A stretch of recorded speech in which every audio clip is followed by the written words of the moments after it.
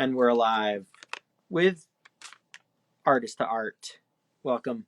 I'm Aaron Jack, and we're live here with Lucy Marks. Today, at this moment, I hope you all have watched the last one with Same Source, and I'll be back on with Freedom Tapestry Project on Thursday. So now we're gonna head over to the UK for a moment. So one coast to the other side of the world.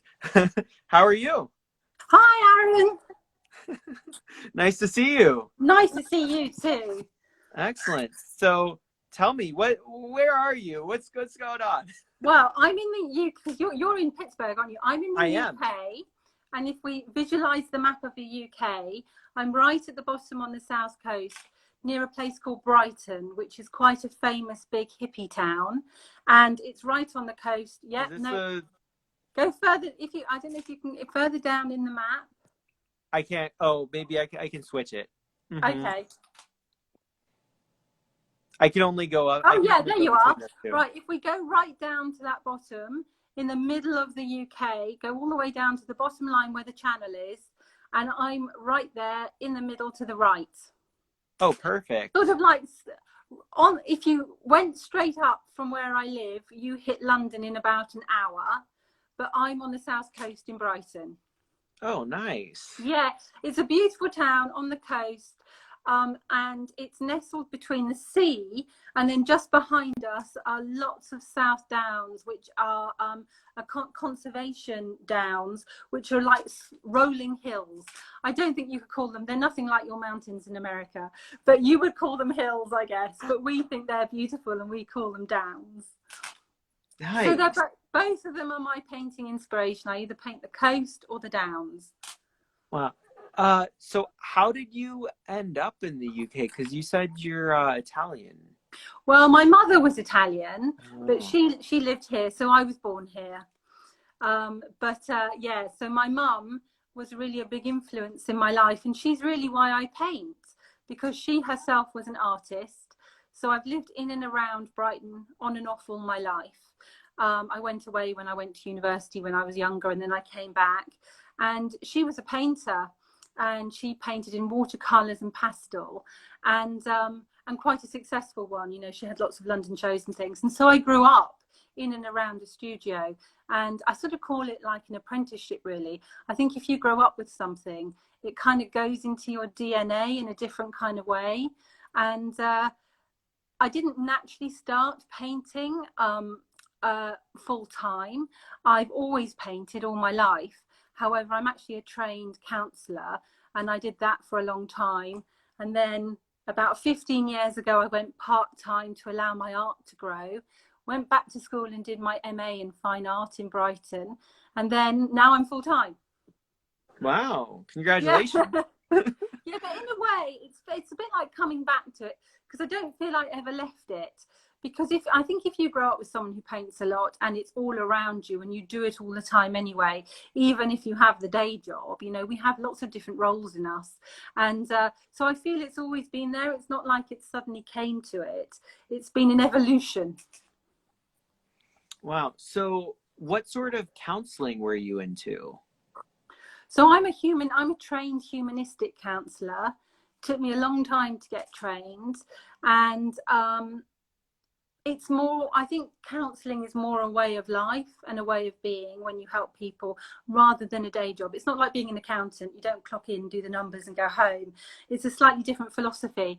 And I think it's not that different from painting and all that internal expression that comes out. You have to still be in touch with yourself, and it's about finding authenticity.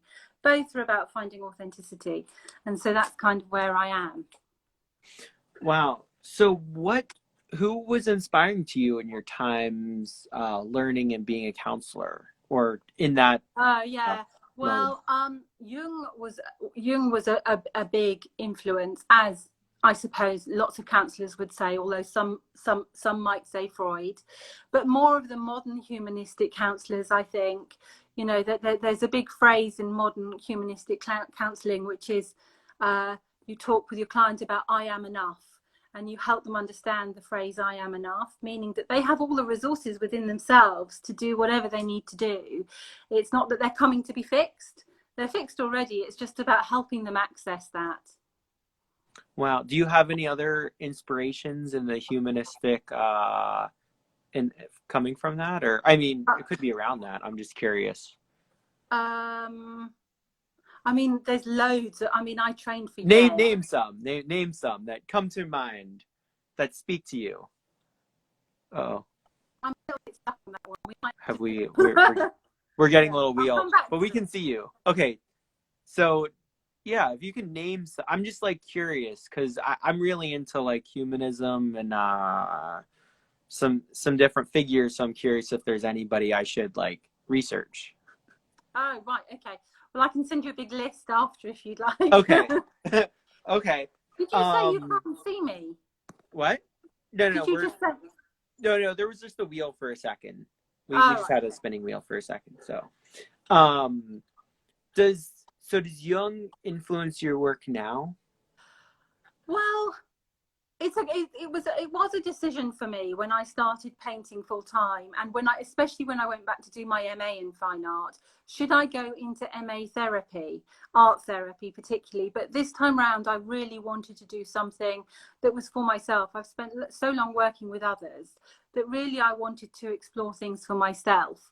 And so I think for me, it's about finding that authenticity in the work and finding your own handwriting. I think people spend a long time being influenced by other artists, and it's very important that you get your own handwriting and your own style and your own language of what you're trying to express, and kind of get that down so it's at a consistent point. You're not jumping around all over the place with your style, and that is an expression of you. And for me, that was a really important piece with my painting in particular. And that kind of thing doesn't happen overnight. I mean, that takes a long time to keep painting and working out what your style is, who you're influenced by. You can take influence, but I think it's very important to come into yourself as an artist. Interesting. So I find it interesting because Jung had a very particular approach that he was an artist, but he never wanted to be known as an artist. No, he didn't. But therapy and art are slightly different, because he was all about the client. And in one way, you're all about the viewer, but you're also about accessing yourself while you're painting as well. While as when you're a counsellor, you put yourself aside and it's about them. So, and that's a very big distinction to make. You can't make connections with yourself when you're a counsellor, because things would go horribly wrong. It's about the person in front of you and where they're at. Whereas when you're painting, it's you connected with that landscape or whatever it is you're painting. And I think that's a very different, a very important point to make that difference. Because otherwise you'd have like the transference would. Yeah, you'd have the transference and counter transference. Could you speak a little bit about the counter transference that you would that you make that distinction? Because it sounds like you've been able to like hit that on the very so when very you specifically. say make the distinction, you mean in art or in? Yeah, like in your life and how you connect with the viewer, because I find that interesting. So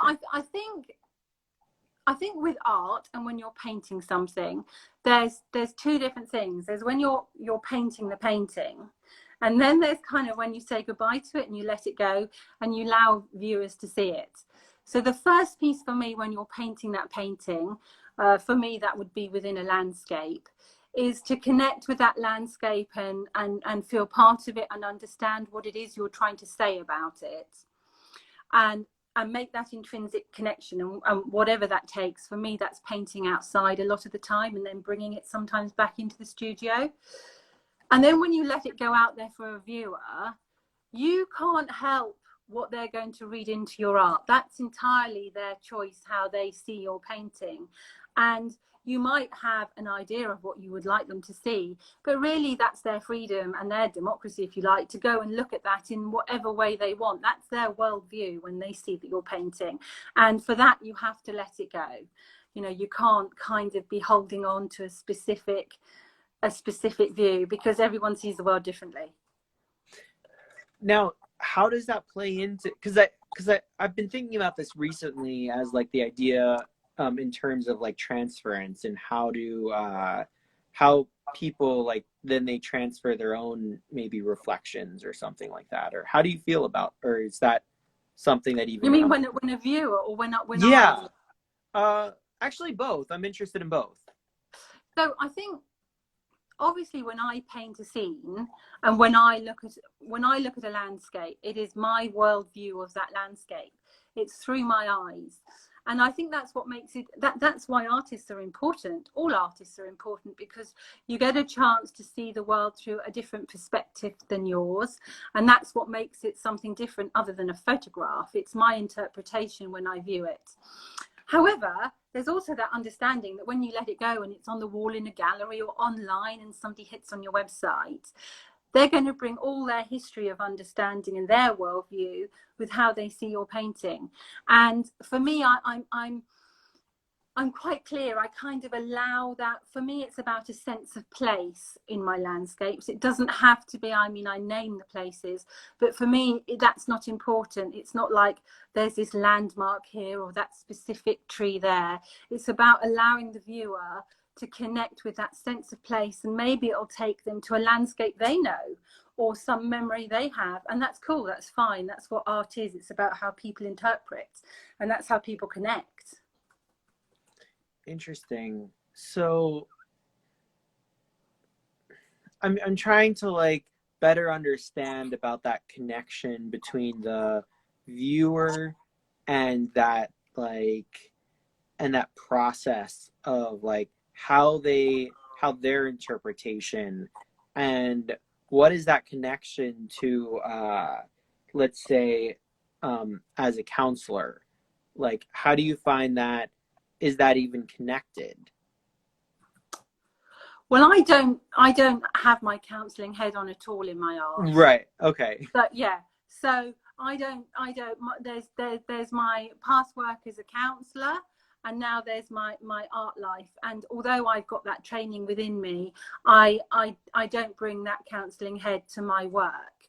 For me, it's about being a painter in the moment and responding to the landscape, and then how people see the work afterwards is up to them. You know, you can't control that, and you know, nobody control what anybody else thinks or feels when they respond to an image or the world in general. So I kind of, my counselling head's a different world for me. I don't bring that to my painting so much, which is why when I did my MA, I decided, do I do my MA in art theory and counselling and art therapy, or do I just do an MA in fine art painting? And I went for the fine art painting because I wanted it to be very distinctive. Distinctive and different from like, let Yeah, me help somebody to else my through their work. Yeah, issues, yeah, yeah, yeah, yeah. to let me show who my own Who I am. particular hand or what. Yeah, and for me, it was important to explore that as an artist, as who I am as an artist, and who my style is as an artist, and where my authenticity lies, and that kind of doesn't come overnight. That's quite a long exploration, and you can't do that with a counselling head on because that's about other people. Interesting. Well, it's interesting because Jung took that in like both ways. It seems to me, at least, that he was also, that as much as he was exploring out, he was exploring in. So Yeah. I wonder, and he didn't necessarily share that like inward journey at the time that he was alive, did he? I'm not sure how much he. No, he didn't. No. His Red Book and things, they weren't accessible at the time. We've found them afterwards. Right. So he explored those elements as he was exploring within the other. He was exploring with himself, right? Yeah. And I think that internal exploration is important as an artist, because you have to know what it is you're doing and why you're doing it. Otherwise, it's very easy just to create a very nice series of paintings that don't come from a place of connectedness or authenticity, or even why you're doing them. They could just be a range of paintings that you've done of anything, quite, but it doesn't have an understanding that sits behind it.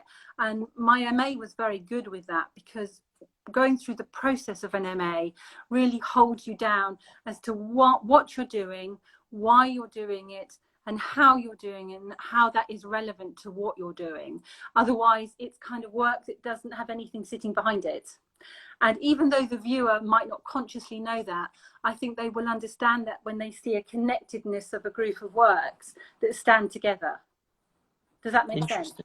Maybe you could talk a little bit more about what those, because you broke it down into those different categories. Maybe you could talk about those different categories for a little bit, because I think some of the viewers, they might learn something from just like those specific ways of looking. Yeah.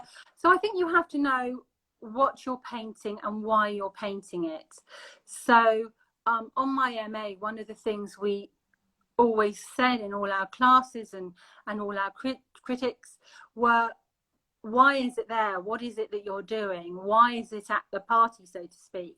And if you don't know what you're painting and why you're painting it, I think, you know, that you've got a fundamental problem to begin with. So I think it's very important to understand what it is. So for me, the landscape is what I'm painting, and why I'm painting it is I really want to convey a sense and emotion in the place, so that when the viewer looks at it, they themselves can connect to them back into their own emotions. So that for me is my philosophy. It's all about finding the landscape, being authentic in that, and really finding a sense of the place. I'm not interested in details of the place. It's, for me, it's about that whole ethos around what you feel like when you see it, and what then the viewer feels like. So it's important to know what you're painting and why you're painting it. And then I think the third thing, which is a bit more kind of, I suppose, a bit more of the technical bit, is how you're painting it. You know, are you going to use mixed media? Are you going to use charcoals? Are you an oil painter?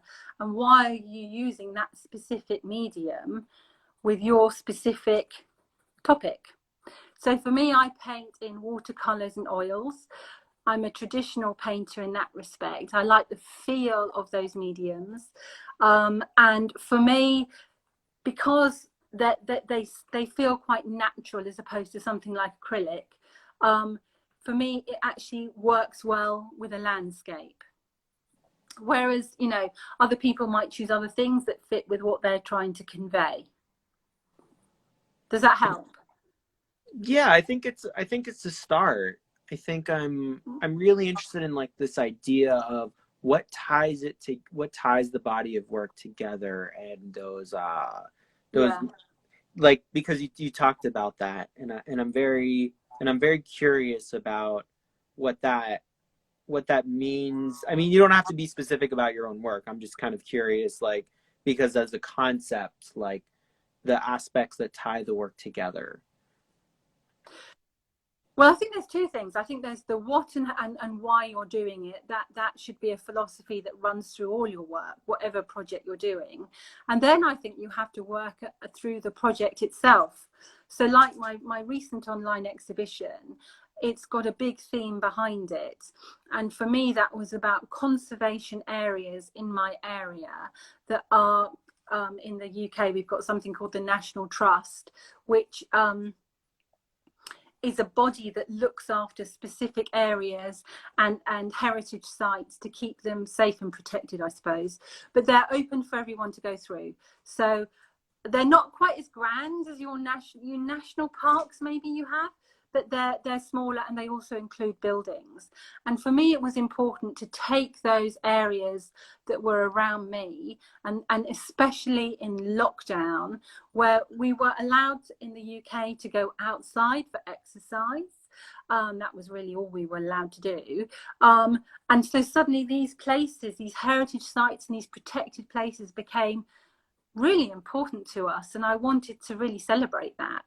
So I think it's not only the why and what you're doing, which is your philosophy all the time, but to also have a key theme going in whatever it is you're doing, so you're not just bouncing from one thing to another. So there's like a thread going through. Yeah, like a theme or some kind of understanding of what it is you're doing with that particular project. So even if you're bouncing between different elements, like what are the Yeah, what's the connectivity between the projects, and how does one go from one to yeah, the next? yeah. And sometimes that's an evolutionary process because you might suddenly move on to something else from it.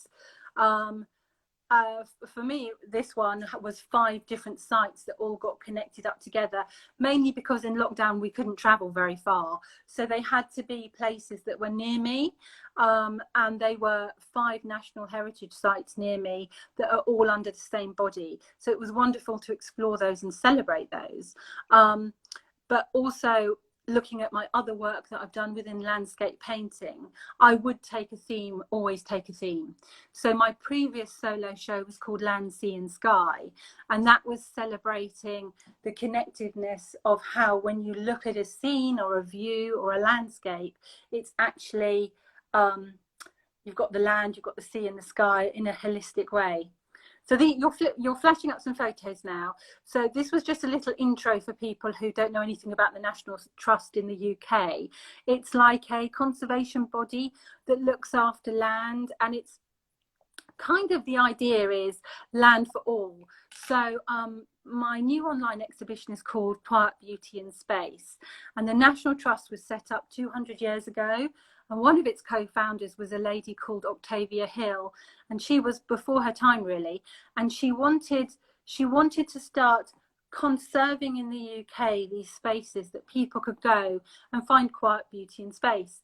And that suddenly became very relevant in the time of COVID and lockdown, where we could only access landscapes really to go and do our 1 bit of exercise a day.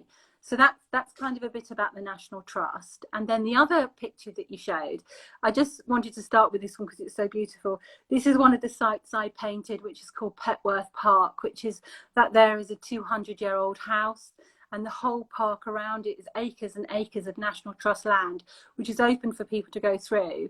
And it was all landscaped by somebody called Capability Brown, so about 200 years ago. So this is more of a false landscape, but he made it look natural. And you know, some of the greatest painters painted there, from Turner to Constable, and this is currently a big art gallery now as well. Right, so this is my picture. This is like, I suppose, when you have a show, you always have a one key image that is your image for the show, and I chose this one, and this one happens to be called Lemon Skies, and I picked that one really as the forerunner for the show, because in this time of COVID, I think there's something optimistic about the colour yellow, and it was really showing, you know, the land around us has been an opportunity for us in lockdown to really have an exploration of getting back connected to nature in a way that we perhaps have forgotten in the past. I don't think in the UK, certainly, you know, we have spent a lot of time in lockdown out in nature, and the nature places I've been to in the different lockdowns we've had, we're just about to come out tomorrow of our second lockdown, and they've been mobbed, you know, in a way that, like, a year ago, if you went to them, there was nobody there. And now I think people have understood that. So I wanted to show an optimistic painting. So this is a little slide shot. If you go on my website, and this time round, I should just point out that this show that I've just done now is a solo show specifically online. It's not been in a gallery at all. And obviously there were reasons this year for going completely online. And it's been a revelation about how, you know, we've embraced the digital world in 2020 like never before. And it's about how art is so accessible now for everybody. You know, whether you would or wouldn't go to an art gallery in the past, you can click on a website now and have a whole exhibition. And for a painter, it's about getting your work out there to so many different artists. This is a image shot of the catalogue that I did to go with my show, which has all about the background and the theory behind why I've picked quiet beauty in space words to work with, and the 5 sites that I've done, and their understanding, firstly their heritage and why I've painted their heritage, and also linking it to my process as well. So if anybody wanted to understand the whole background to why I paint, how I paint and what I paint, it's all in the catalogue. And this is just like a little image shot of my website page, really just the start of it, of how for me, I was really quite worried actually as an artist. It's the first time I've done a full-time online show. My shows have always been in a gallery, and that classic traditional way of, you know, you have the private view and you invite people. And this is the first time I've done it actually totally online. And I was kind of worried about what it would look like for people to actually view the works.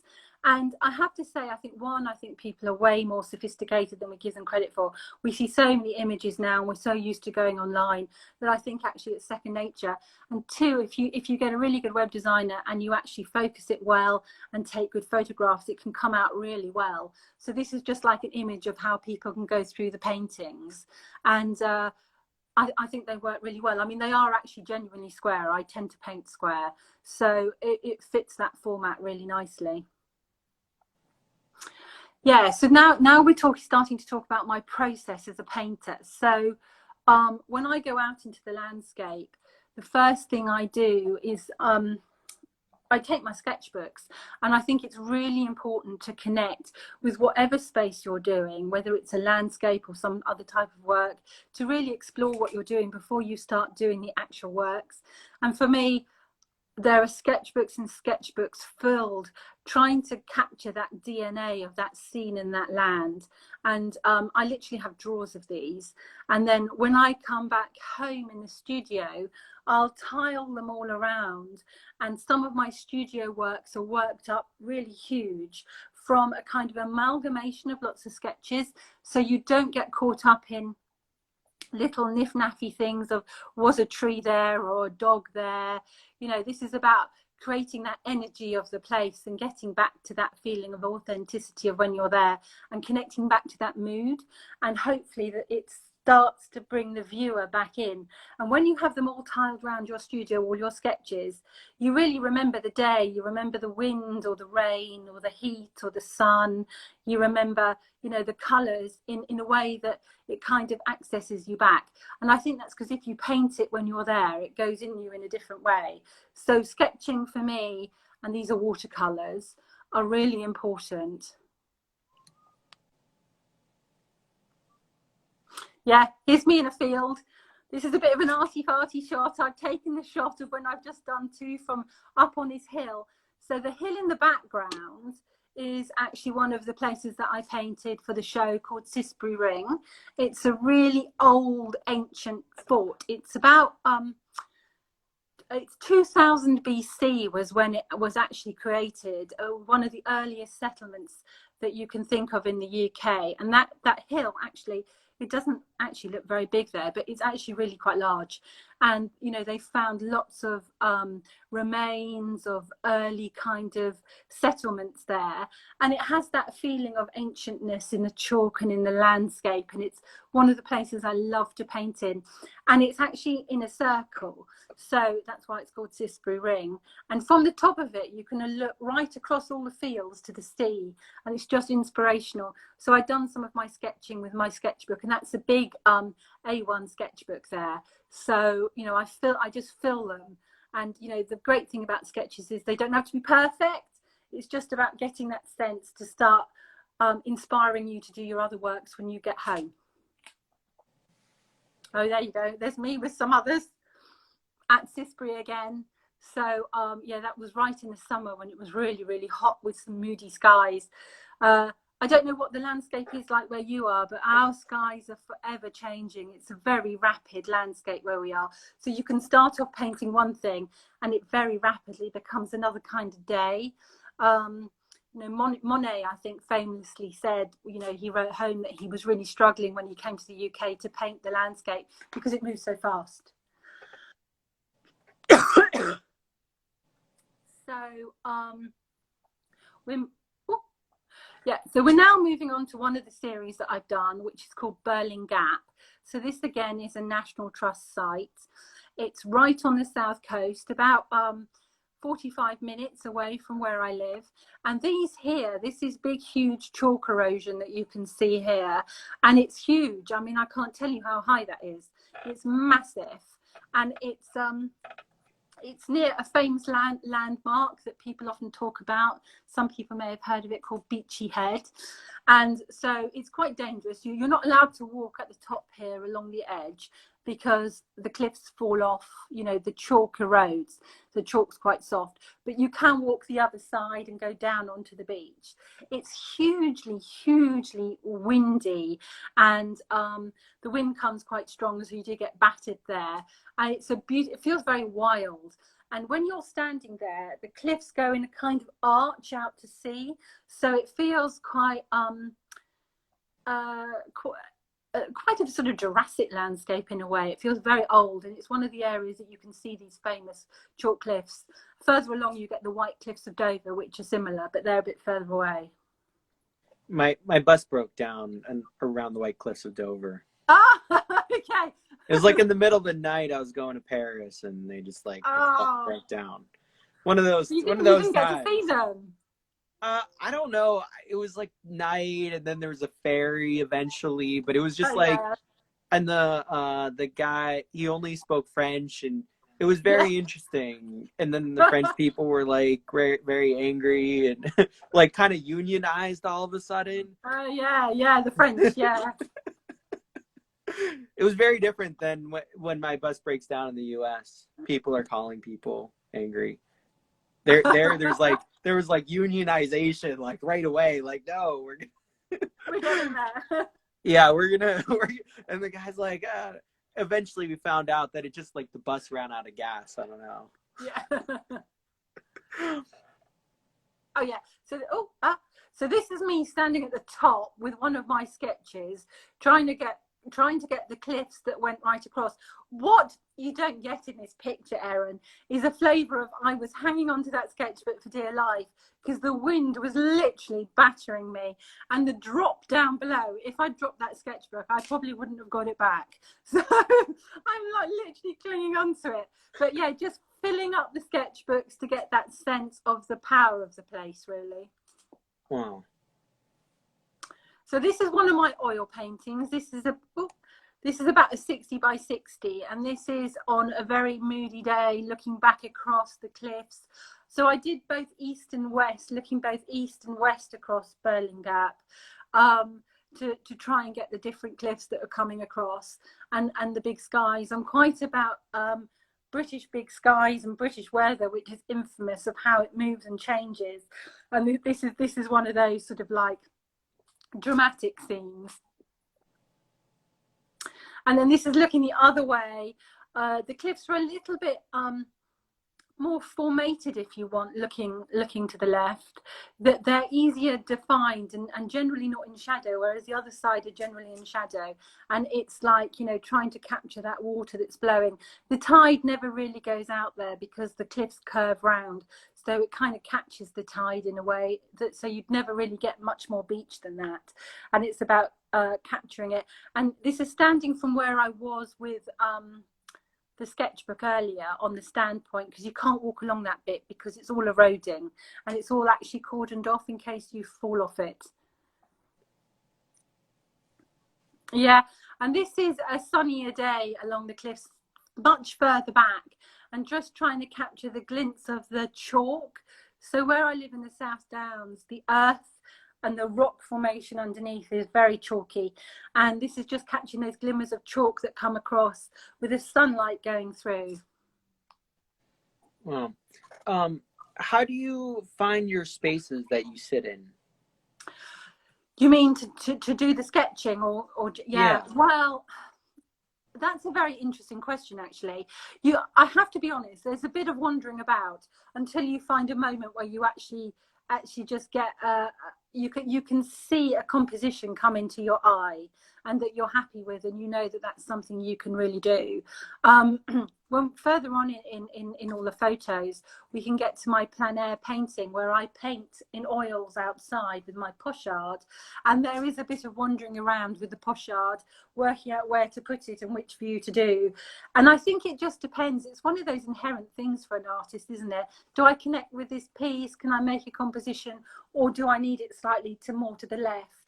Something like Berlin Gap is so huge that really, in many ways, it doesn't really matter where you stand because the view is quite similar. But some of the other places that are a bit more tighter and slower and smaller are actually a bit harder to read, so it matters more where you put it.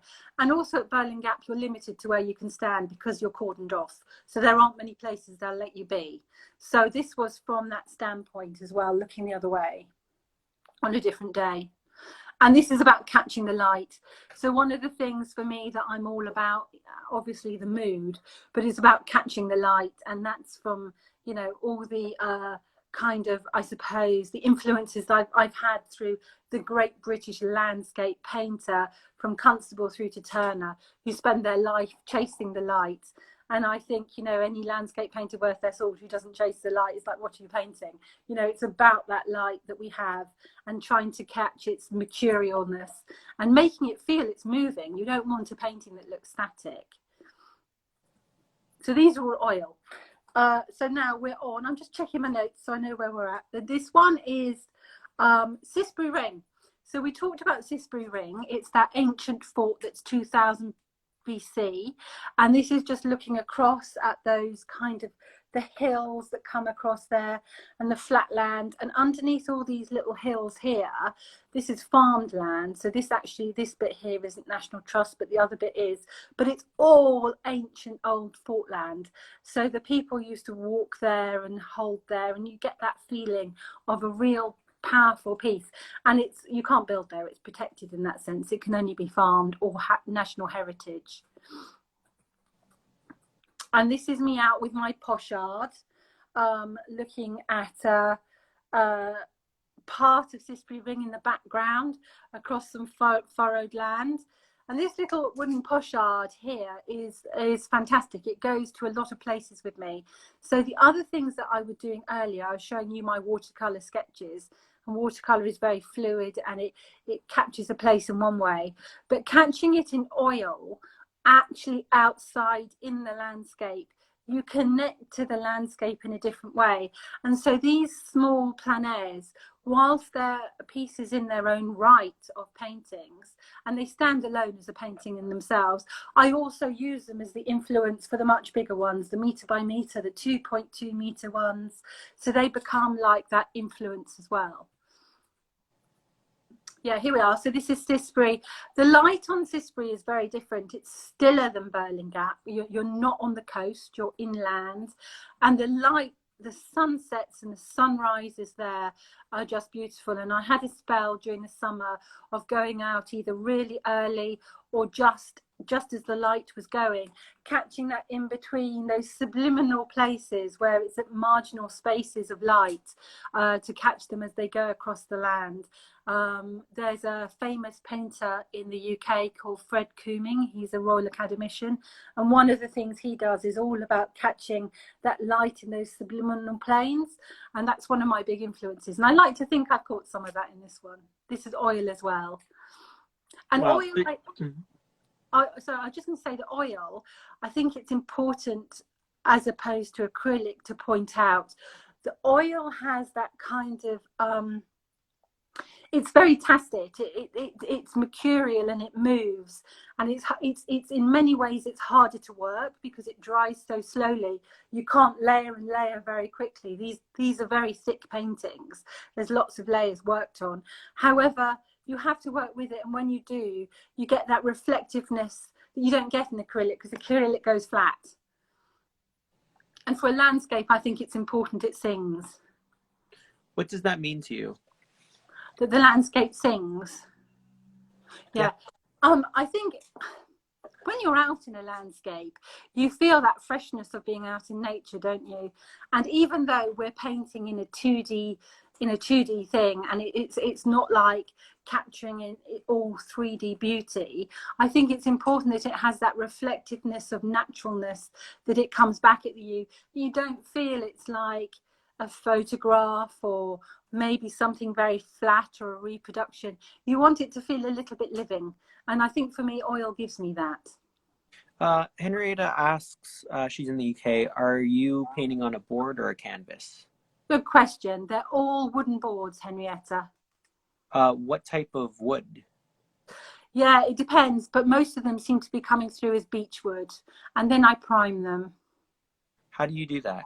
with gesso, and sometimes quite a few layers, sometimes not many. It just depends how I feel when I'm painting it. If it needs more tooth, so tooth, so that the oil has something to grab onto when you put the paint on the surface. So can you talk a little bit about that process behind like getting ready and the preparation of your Yeah. materials? So my material, I'm not an overly technical painter, and I'm not going to pretend I am, but I do have a little process I like to do. So obviously I have in my studio, I have all my sketches, sometimes my plein airs around me as well, the small oil paintings. I have those about. And then I'll kind of in my mind fix a view of where I was wanting to paint. So it might have been Berlin Gap, or it might have been Sisbury on a specific day, and I'll remember it. And I'll use those works to start homing in on the canvas, on the board. The boards themselves, I prime beforehand, and I really make sure that the gesso is very dry, because you don't want oil to go into wet gesso. So as long as the board feels dry, then I start. I'm not a oil painter that puts any grounds. I don't like painting on color. Turner famously only used a white background, and I know that the fashion for a lot of landscape painters is to have oranges and pinks, and it's quite a thing. I find that quite confusing, and I quite like a white background, so I keep my gesso white and I go straight onto it and start painting from there. But it doesn't just happen in one sitting. A lot of these paintings, like this particular painting here that we're looking at, that will have taken quite a few works. That's a studio painting, and it's got quite a few layers in there to get that kind of glow at the bottom there. That's building up of layers of oil. So you just keep building layer by layer. Yeah. And the question is, when do you stop? That's the big question. And I don't really have an answer to that. It's just when the heart feels it's right. Yeah. So this is still back at Sisbury. This is trying to take a view of it from further away. It's kind of got this slope going out to the sea, and the light hits at certain points in the day. The light literally reflects off the hill. So this is quite far away. This is almost from the other hill looking back at it, and it's about getting that foreground all messy and catching those big skies without making the whole thing a mess. It still has some form. And this is about those pale greens that come in, that cross the land and get picked up in the clouds on those kind of windy days when the clouds buffet across the UK. I'm just trying to see if I've got a lemon skies. Yeah, that was Greenland and pale sun. So that was like a day where the light on the land was really hitting across. So that would have been in early summer, that one. Henrietta asked about when your hands get too cold. Yeah, Henrietta. Well, interestingly, I went plein air painting this weekend, and in the UK it's pretty chilly right now. They think it's going to snow this week. It probably doesn't get as cold as some parts of America, but it's pretty chilly for us. And when my hands get too cold, you just have to carry on painting.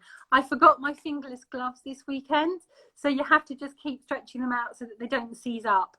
But usually you're so excited about doing your work, you don't notice how cold your hands get until you get back into the car and you can't quite hold the steering wheel. But yeah, fingerless gloves are the way to go. Do you have any particular thoughts about the fingerless aspects? Like, are they like fully fingerless, or like what are you? Like the finger like that, because you have to. I still find it tricky because you have to be able to hold the paintbrush, and it can move a little bit with the wool. If you paint in fully wool, I mean, some people I know do paint in full wool gloves. I've no idea how they hold the brush. I have thought about experimenting with leather gloves, but I like to be able to feel the brush and feel my tubes of paint and feel what I'm doing. And so for me, I think if I don't have the fingers, if I can't feel the fingers, that won't work.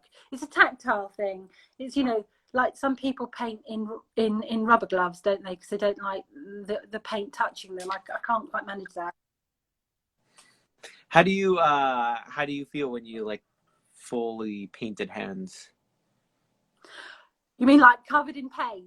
Yeah. Yeah. Well, I think painting is a messy process. You can't really pretend it's anything but. And that for me is part of the process. You know, you can't kind of go into it trying to be neat.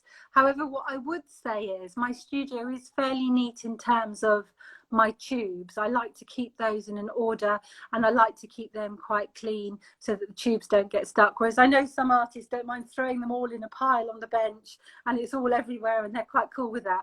I do have a little bit of process. I like a little bit of orderness to it, but actually when I'm painting, if I get messy, that's fine. Are you in your studio right now? No, I'm not. I'm actually not in the studio. And I did think about calling you from the studio, but the light is so bad in there this time of day that it would just be impossible. Yeah, now I'm just checking where we are here. Now, just give me a second. Mm-hmm. Yeah, this is the last. These are the last two of Cissbury Ring. So this was the one that I picked as the I suppose promo image. This is a large oil of Cissbury, and again it's catching the way the light reflects across the land in Cissbury, which is, it has this kind of stillness because it's so large, and the winds don't hit it in the same way as some of the other spaces. The clouds just kind of hang there, and I was trying to catch that here. And the same here, that kind of last space over the fields, looking from the top of the hill across. Right, now in a different series. This is called Ditchling Beacon, and Ditchling Beacon is another National Trust heritage site, so it's completely protected, and it sits high above Brighton. It's one of the highest points in the South Downs, and it's wild up there. I mean, the wind and the weather just batters it. The wind is huge. It's a massive spot for walkers and runners and cyclists, but because it's so big, and parapointers and things like that, but because it's so big, you can easily go and find a spot where nobody's at. Like here, I'm looking across and there's no one in this, even though during lockdown it got so mobbed they actually had to close the car parks because people were rediscovering nature. So this is looking across the land and catching that dip and trying to get, you know, way across. And I don't know if you can see those hills in the background in the photo, that dips down to the sea. So down there is Brighton, and then you hit the sea. So it's kind of like where the surf and turf meet. Yeah, more of that wildness again. This is a really large painting, all in oil, which took quite a while. And I was really trying to get how you go across to the distance here, and the clouds are moving fast, but you've got all that rough ground. So the ground up in Ditchling Beacon is kind of untended. It's not really fields that are managed, and so it has more of a wildness to it. It's one of the original beacons. So like Cissbury Ring, Ditchling Beacon, going across to Burling Gap. In the old medieval times, they would have lit fires in them all along the coast so that they could see if trouble was coming, because they're the high points.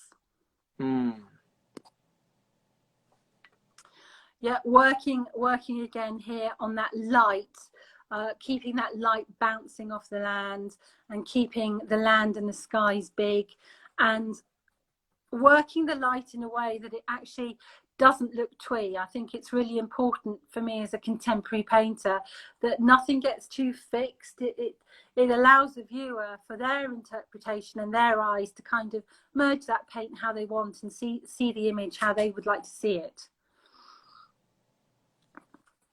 Yeah, again, this one isn't actually a very huge painting. It's more of one of the smaller ones in the exhibition, but it was really exploring those spring greens that you can get that go right across the land and across the hills, and how the hills looked very green. This was on a very, very wet day, and this was from sketches and works on very wet days, and I decided to do something where the land looks saturated and the fields look furrowed and kind of like waterlogged here in the front, and that you've got like the land where the water's seeping through all the way across the sea, and the skies are sort of falling down on you, if you like. And for me, it's important how you have the brush strokes looking big and not specific and kind of crashing into the land in the corner. So it's not a detailed painting, but makes you feel aware that the weather's quite rough.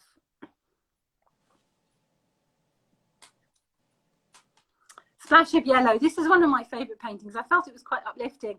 It was on a misty day, this one, and this was to take some of the mist that come early in the morning across the fields and the land when it looks really old and ancient and you can't quite see the distance.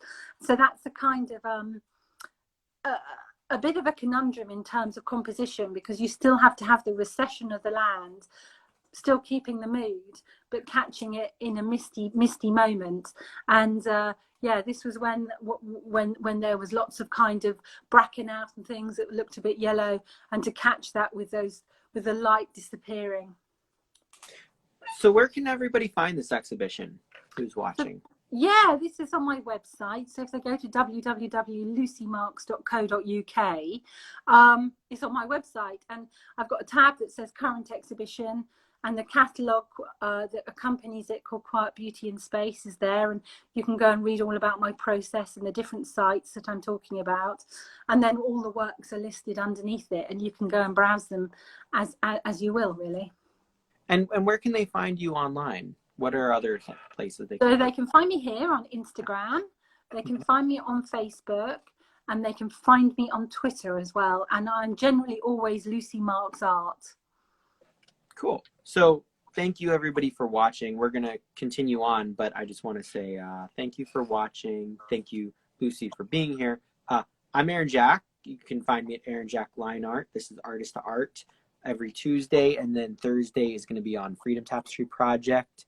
So make sure to follow both of us, whoever you're not following, or both of us if you're not following either of us. And make sure to go out and if you haven't done so, invite your friends right now down there. Press that little DM thing, now, later, send that out, and we're going to continue to look at some art. So thank you. Oh, yeah. Yeah. So this is now, we're at a different space. This is another National Trust site, but a different part of the coast.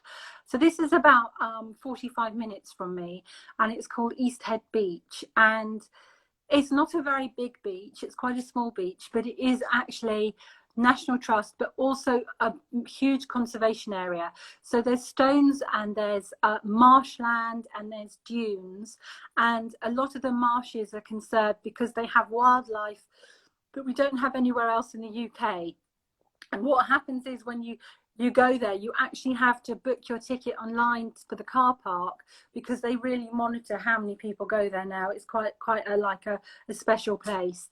And so this is a picture of me out here with my little wooden pochard, doing a tiny little oil sketch just to get some feeling of the place and the light, and that would stand alone as a painting itself, but also feed into some of the bigger paintings.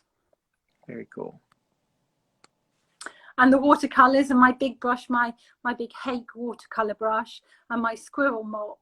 They're two of my favorite brushes in that shot there. And that's just me catching the light over the edge of the sea and the downs, really.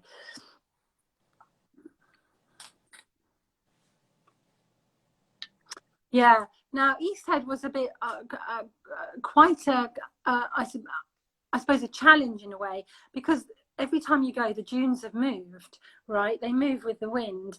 So I was trying to catch that mercurial feel of where the sands are shifting. And it feels like you've got little inlets. I mean, they're not probably inlets like you'd have in America, which I can only imagine are quite huge. But it's kind of marshy land that suddenly hits sand, that suddenly hits the sea. And there's kind of no definition around it. So I was trying to get that one in this painting, how the land moves. And here we are, when I was doing East Head, beach, it was in the height of summer. So I'm trying to get those elements of those bright blue skies and the sand and that feeling of happiness that you get when you're at the beach, and that feeling of quietude. So because nobody's really allowed at East Head Beach, you know, it's quite hard to get a parking ticket for there to go down to it. It feels quite solitudey and quite special in many ways. It's a lovely spot, and it kind of feels old-fashioned beach life, if you like. Henrietta asks, do you go out on your own? Yes and no. It depends where you mean. I guess you're meaning with the Pochard, Henrietta. Yes and no. If I feel it's a safe, like East Head Beach is, you know, yes, that's fine. It's quite built up. If I'm going quite remote, so some parts of somewhere like Ditchling Beacon, I would take hubby with me.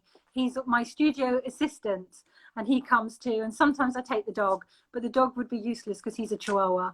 But you have to be very careful as a woman painting on your own.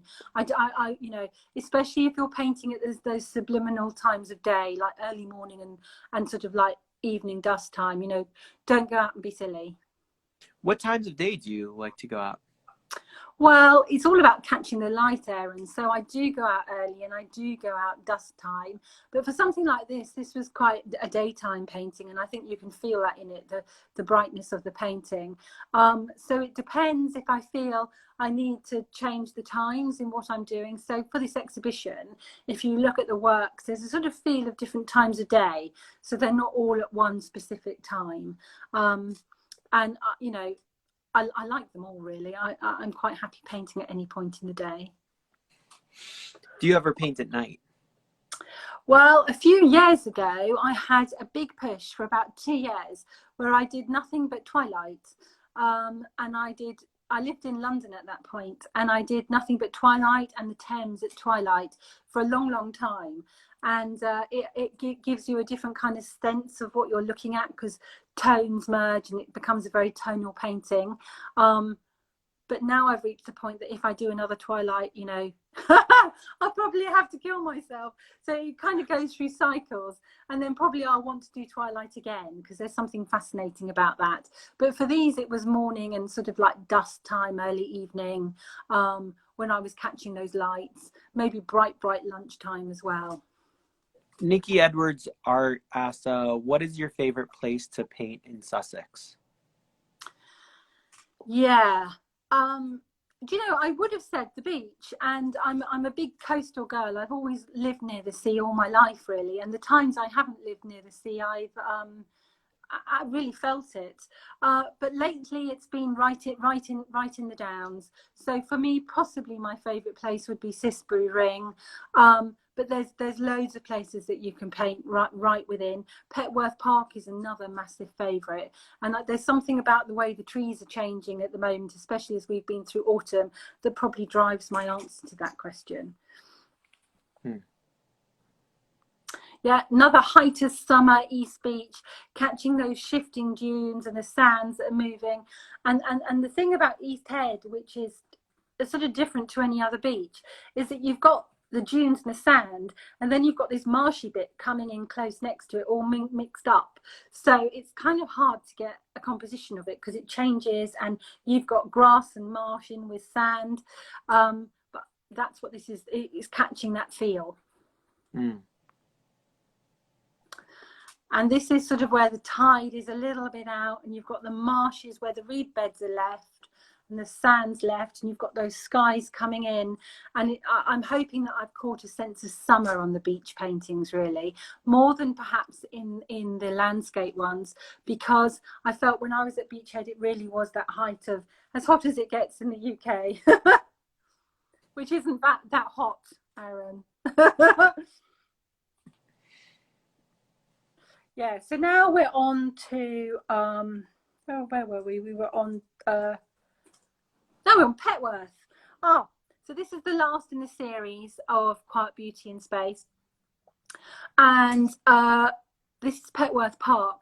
So Petworth Park is further inland from a lot of the other spaces I've shown you, and you've got Petworth House, which is 200 years old, and is now partly an art gallery. But then outside of that, you had Petworth Park, which is this conservation area. The deer roam through it. It's absolutely a beautiful spot, and it's heritage, and it's definitely something that is worth seeing. And all this land, even though this looks natural, 200 years ago it was sculpted by someone called Capability Brown. Now, Capability Brown in the UK 200 years ago was somebody who very wealthy people hired to create majestic, sweeping Victorian landscapes, but to make them look natural. So this obviously is one of his sweeping things, and you can go through, and I think you can see the park and the house right in the distance. And there's a huge lake at Petworth Park, which is really inspiring. And Turner used to do his residencies here. He went here most of his life, every year, and stayed in the house. And a lot of his famous paintings of the lake and the mist along the lake are in the house to be seen, as did Constable come and do residence here as well. So it's like, for a landscape English painter, it's like a massive, not just a natural heritage spot, which is inspiring, but it's also got that history of UK landscape painters and the great big hitters. So you have to go paint there. You just have to. We have a question from ERC. How long have you been painting? Yeah, so the quick answer to that is all my life. I grew up with my mum who painted, and I never ever stopped. Although I did have a full-time job at one point, I haven't for a long time, and now I'm a full-time painter. I think to get your style and to keep it going, you have to consistently paint. My mum used to have a saying, which I love, which is called miles on the brush. And it's about, you know, the more miles you put on the brush, the better you get, really.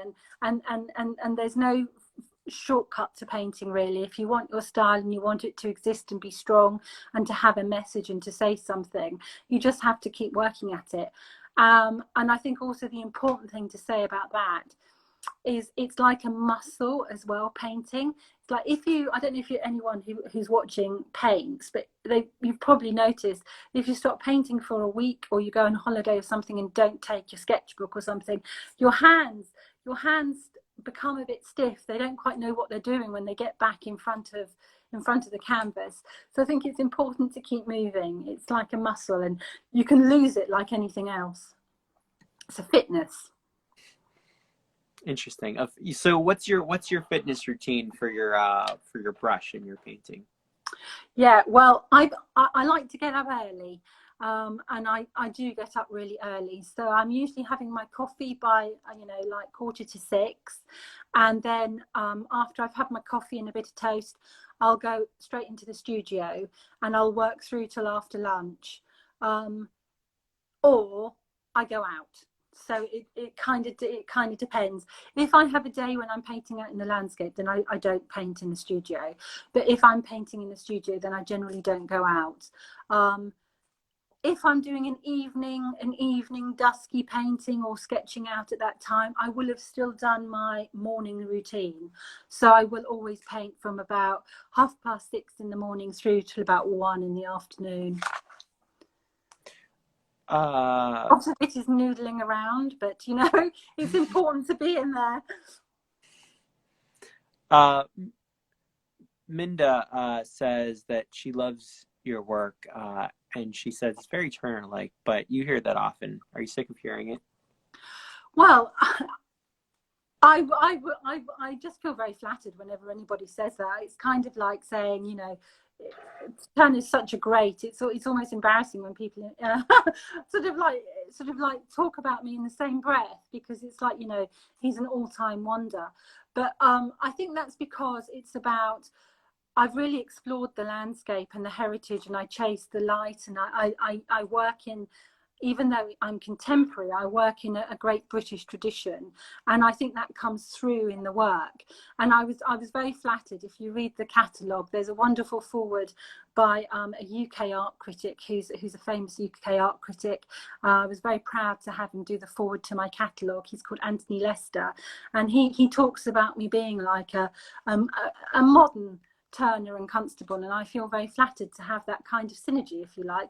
At least I've, you know, if there's some connection to them, that's great by me. So now, you asked about an evening painting. This is actually one of the rare evening paintings that's in this exhibition. This is Petworth Lake at twilight. And Petworth Lake is this huge, I mean, the lake is really huge. It's a man-made lake as a structure, and they made it so that you could see it from the old 200-year-old house, so that, you know, when they were there, the lords and ladies could see the lake and see all the deer come down to it. And it's ringed by all these beautiful trees that were positioned by Capability Brown, so you had angles of light. And this was actually one of the rare ones that I did when I was there at twilight. So this is as the moon's coming up and stuff. How do you normally share your work? Does anybody see it before it goes to an exhibition, or how does that work? For email? Yeah, I mean, I'm not precious about my work at all. I think, you know, there's an intimacy with a painting when you're actually painting it. So if it wasn't finished, I'd probably not show you. But when it's finished, I'm quite happy for anyone to show and see. And I have a regular flow of people to my studio, but also I post a lot of my stuff most days onto my Instagram and Facebook and Twitter pages. And sometimes I'll show, you know, work I'm working on or work that's coming up. I'll post my sketches, I'll post my plein airs as well. I'll post these when they're finished. I don't say they all get up there, but the majority of them get popped up at one point or another. And I think it's important for people to have that connection and to see your work coming along. I don't quite, you know, for me, there's no point in keeping it hidden. Just let people see it. That's what you're painting for. That's certainly what I paint for anyway. So just kind of like as you finish your posting. Yeah, I mean, if I was in the middle of it, I probably wouldn't post it. I know a lot of people are very happy to put work in progress up. For me, that doesn't really happen so much. My process is a bit messy, and I don't think it would hang together. Very happy for them to see all my sketches and all my plein airs, and I do a lot of charcoal works as well, sometimes beforehand, and then I pop it all up there, and people can like it or not, and it's kind of out there really. And then I'll put it on my website as well currently. Yeah, so this is the lake again, and getting that view of the trees, with the sun in the distance, a low sun, and playing with tonal values here. So this is a tiny painting, so you can see that the brush strokes are larger than in some of the others because it's smaller, but it's playing with those tonal values of where the tonals jump and where the lake jumps into the sky, but making sure it's distinct. And this is the lake again, and the trees, and how the trees frame the lake. And for me, these are a kind of a jump as well, because I'm a contemporary painter and I don't tend to put fixtures in of anything really. For me, this was quite an interesting exploration, because you can't not paint the trees at the lake. They're indicative to it, they are part of it, so you have to put them in. So for me, it was a real exploration of like working out these trees and keeping my style flowing with a tree, rather than making it a very fixed tree that looks quite a bit twee, if you like. Yeah, so there's a big path. As you walk from the house down to the lake, there's a massive path that goes down past it, and it's kind of like a driveway. And as you turn the corners, the way Capability Brown structured it to get this kind of false narrative of nature and naturalness in the Victorian time, he had it so you'd turn a corner and turn another corner, and you'd come across trees and you'd feel like you were discovering the landscape. And this was to try and get that sense of turning a corner and seeing something new and what is round that corner, which is a big thing of Petworth Park. But people wander around because you're constantly wanting to know what's round that corner. Minda asks, how much do you edit what you see, or is it like how much is as it is? Right. So you mean like within my own sort of painter's eye, I think, do you mean? You can interpret it as you like. Yeah. So within my own painter's eye, I think it's important for me to stay contemporary. So I'm not a figurative painter. For me, it's about that sense and catching that mood in the moment. So the sketches and the plein airs that I do before I would paint a painting like this one are very important, because they're fast works and they catch it in the moment, and then you can take that back to the studio and hopefully still get that imminence of it. But I don't sit there thinking, oh, there was a tree on the left, and then there was a man walking the dog, and then there was a bench. All that gets edited out, because I don't think, for me, that's not what a sense of the place is. It's about, oh, how did I feel when I was standing there? Yeah, and this is actually right from up at the house where the lake and the trees merge. And it's a very beautiful spot where the sky comes down. And this is further away. This was me standing sort of almost at the house, looking back at the lake, because the lake is massive. So the trees looked in the distance, and they're these perfect kind of trees that Capability did, because they're all spaced out wonderfully, because it's not a natural landscape, it's actually designed. But they've had 200 years to evolve now. It's such an involved gardens and house. So it kind of looks, it's sort of beautiful and very serene, really. Wow. So you talk about this idea of how it feels when you were there. Could you tell me more about that and like your editing process of that? Yeah, so I think I can only talk as a landscape painter. Yeah. For a landscape painting, for me, to hold an authentic moment in time, you're capturing a moment, really, aren't you? To hold that moment in time, it's really about how you're responding to it. It's about your eyes and what you're seeing.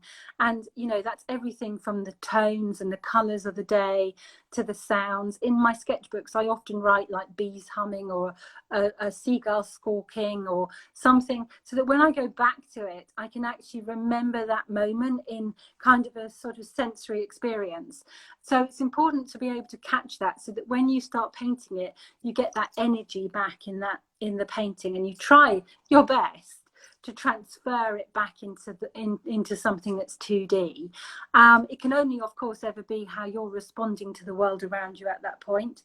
It's you who's painting it, and that's the exciting thing. It's your worldview, it's your painting. So it's interesting that you talk about the way that you're responding to the world around you and your worldview. Could you tell me a little bit more about that? So I think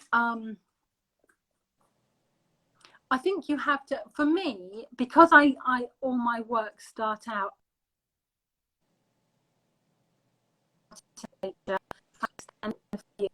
I stand in the park, I stand on the coast and spend hours actually painting and sketching. For me, there is a real sense of being immersed in the nature of it, so that you get that nature into your DNA, because everywhere has a different feel. If I came to America and painted somewhere in America, I'd probably have to spend quite a few weeks sketching and painting to try and get that different vibe, because everywhere has its own feeling. And so once you have that sense of feeling, I think then you're ready to start doing an actual work. And it's actually that kind of sense of, it's not so much, perhaps I'm wrong, perhaps it's not so much of you, it's more of a sense in your heart that you've got the place and you understand it. So how do you get to understand a place inside your heart? Yeah, I think you just have to, in terms of painting a landscape, I think you just have to do the deal and do the miles on the brush and stand there and paint it quite a lot and walk it and sit there.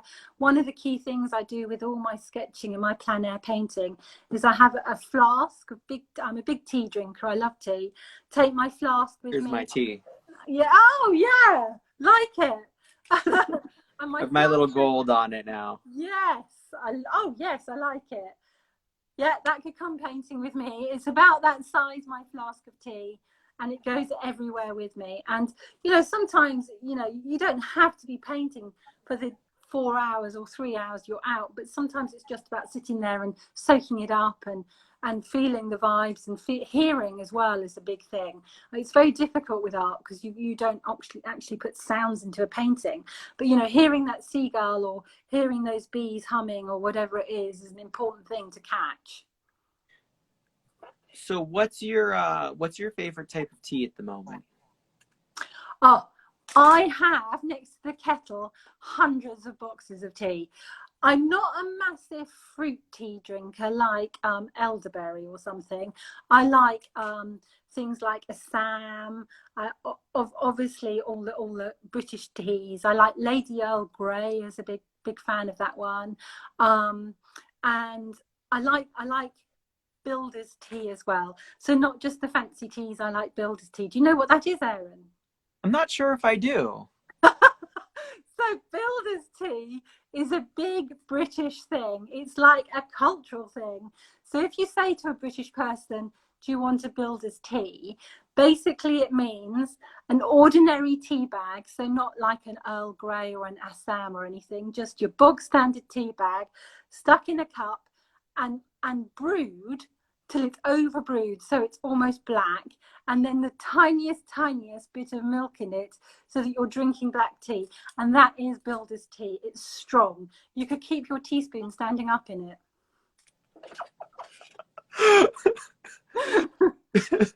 Do you have one that you're like drinking right now that you're just like on this kick of, or anything that you've been recently on the kick of that you might suggest to? I got given a really posh group of teas from Marks and Spencer's, and I've got some of those in tins, and they all come out differently.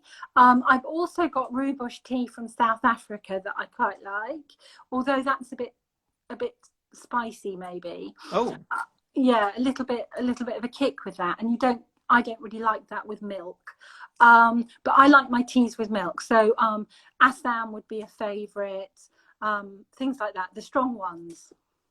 Interesting. So with a little bit of milk, that's like your And cold milk, not hot milk. Cold. Okay.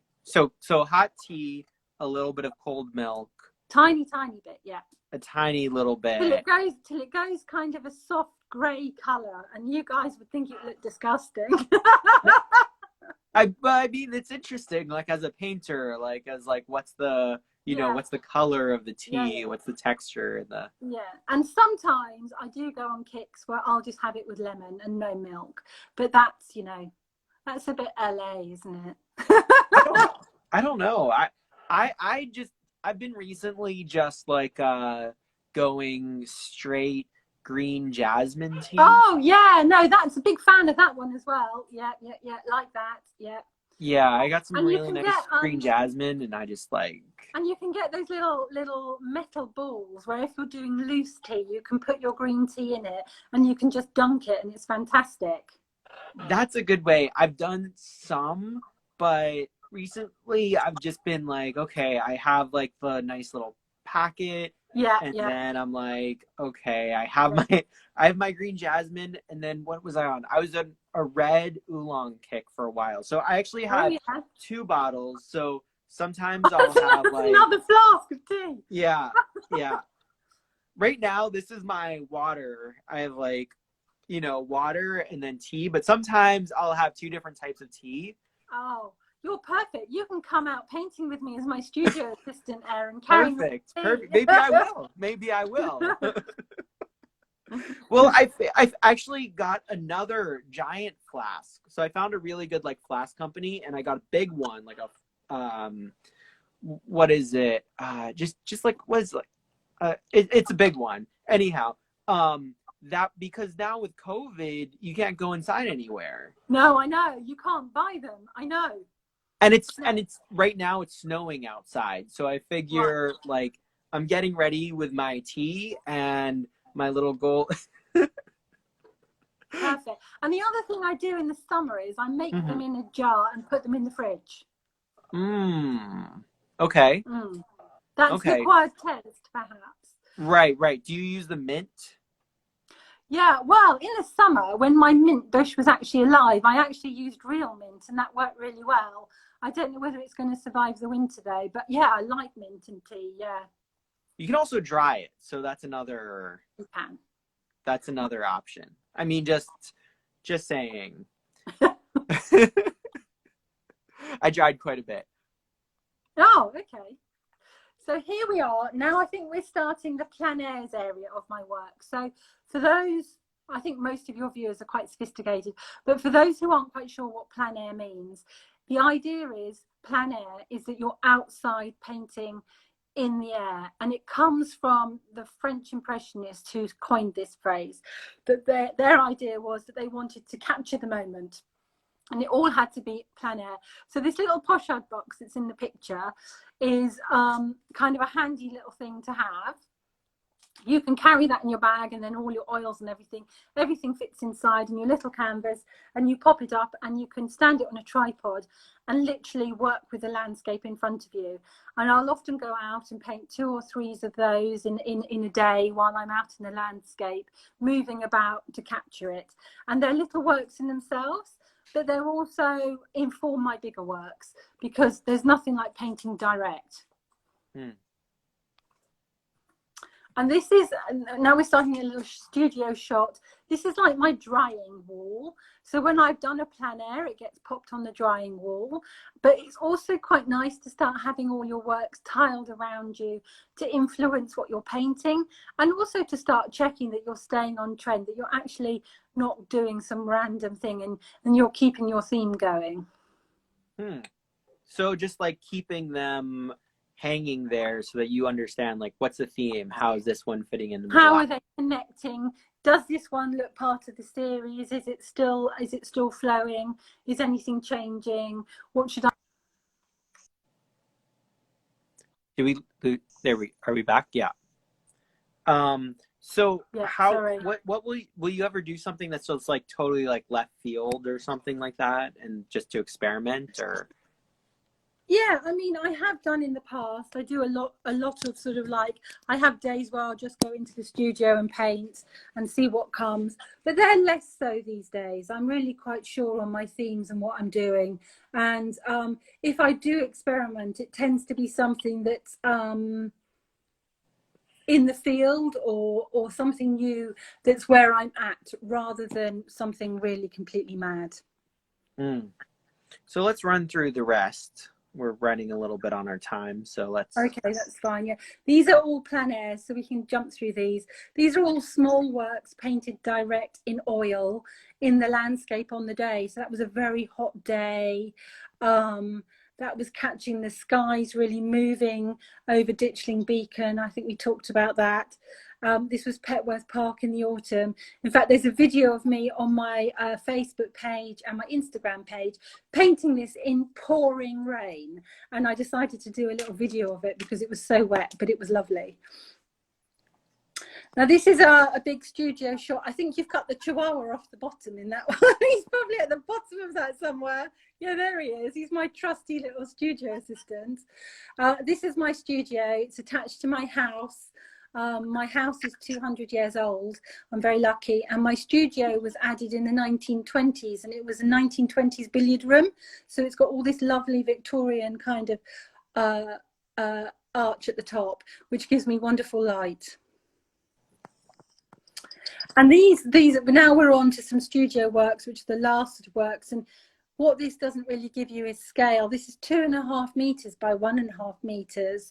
So this is me really painting up in a studio, but it still has the same feel of all my other sites. They take a long time, and they tend to be on the go in the background for quite a while because they're so big, and getting the layers of the oil. And this is my solo show in London a couple of years ago. So the difference here in a solo show in London before COVID and now online is it's an entirely different thing. Obviously, you have a private view, you have people come and look. And it's amazing how the world turning digital has changed that. But I think, you know, we're all creative beings. We've been very clever. Look at us now. We're doing something really connected. And I think in many ways it's opened the art world up in a different way for painters. So, yeah, but this was me in London Gallery.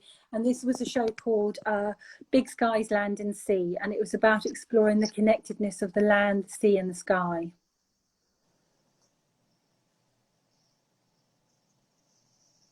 That was from outside. Yeah, and these were some of the larger works. These are about 1.5 meters by 1.5 meters, as was that one. And I think my work has evolved a bit. Even though I was actually going out in the landscape to paint and sketch, my process hasn't changed. I think that my works have got deeper. This was 2 years ago. And I think, you know, you just keep painting, it just naturally evolves. Although you can still see me in the work, it's definitely changed. Maybe it's grown up a bit. I don't know. I feel maybe it's grown up a bit. If work can grow up.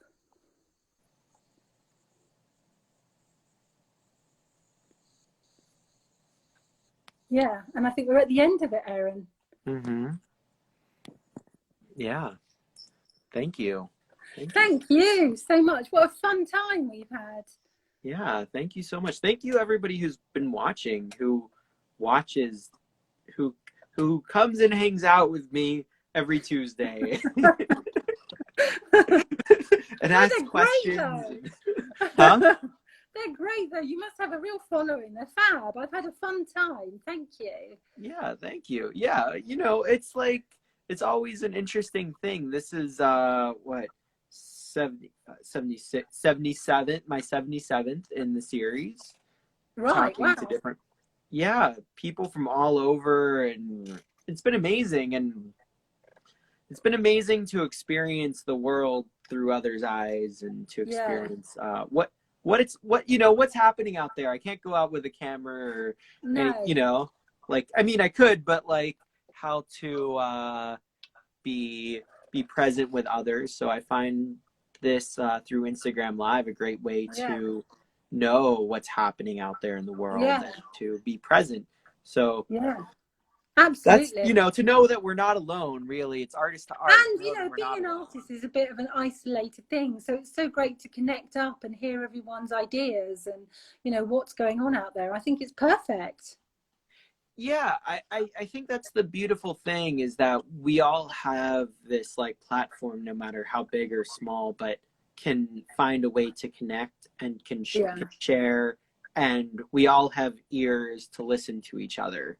And this digital world, I mean, you know, let's face it, we'd be mad not to explore it like we all are. So yeah, right. It's interesting because we all have the eyes and we all have the ears, so we can all listen and be there, and be there in some way, and be curious. I find that's the as we make our own work, be curious about others. So yeah, no, definitely. And so thank you to everybody who's watching, who's curious, and for watching today and listening. So so once again, where can everybody find you? Oh, right. They can find me at lucymarks.co.uk as a website, or they can go onto my social media sites, Lucy Marks Art. It's the same name on Instagram, Facebook, and Twitter. So that's Lucy Marks Art on social media, and lucymarks.co.uk on the website. And you can find me at Erin Jack Line Art on Instagram, Facebook. Just Erin Jack Line Art. Thursday, I'm at Freedom Tapestry Project. Every Tuesday, I'm here at Erin Jack Line Art with another person in art, another human, the humanistic portrait of the art behind the art, the art behind the art, the artist behind the art behind the artist, as you like. So make sure to follow me, and thank you for watching. Thank you for being here, Lucy. And would you like to leave us with some inspiration, some words to leave on, some wisdom?